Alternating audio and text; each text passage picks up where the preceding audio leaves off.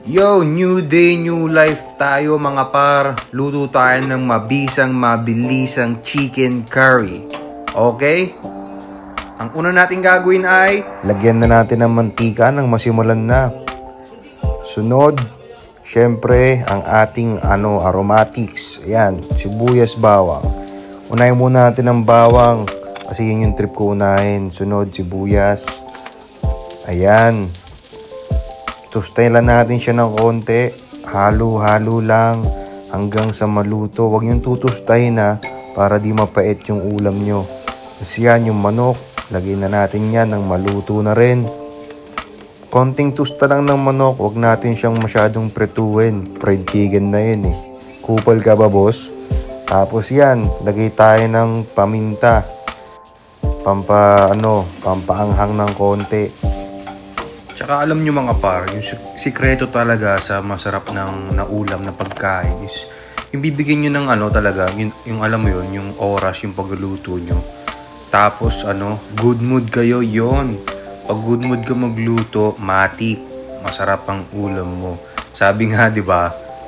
Good food, good mood. Pucha, daming alam no? Ayan, nilagyan na natin ng ng chicken curry. Tapos, lagyan na natin ng tubig. Yan yung magiging sabaw natin. Tapos, papakuluan lang naman natin ng mga ilang minuto.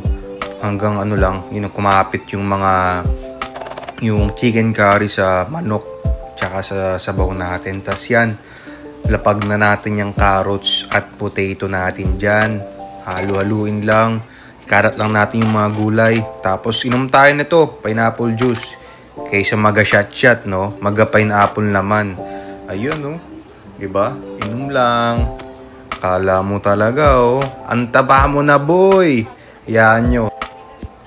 Wala, hayaan nyo lang. So, balikan na natin yung niluluto natin.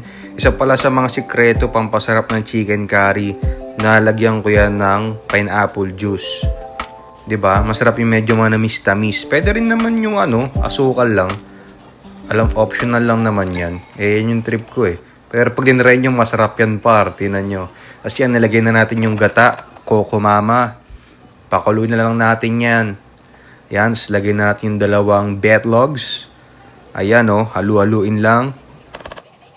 Ayan par, okay na siya Ang sarap ng food trip natin ngayon. Okay siya, tara. Magsandok na tayo. Lagyan na natin ng ulam ang kanin natin. At yung lagi kong sinasabi, alam ng mga tropa ko yan. Pagkagising sa umaga, wag nyong kalimutan mag-almusal.